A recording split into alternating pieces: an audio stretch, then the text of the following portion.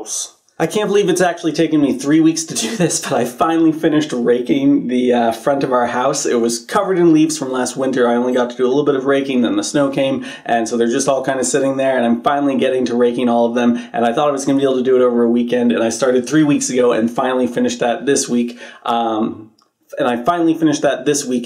still, it's only the front of our house. Still plenty of leaves back there I should be taking care of, so we'll see how that goes. But yeah, raking, that's a house thing that happens sometimes. I also walked with Sadie a lot, you know, we got to hang out with some of our neighbors, talk to them a little bit more. Liz is going to be doing some tutoring for some of them, so that's kind of fun. We also finally started our new garden for this year. Back in August, when we first moved into our house, we got a very late garden started then, and that we're able to get some lettuce and some spinach.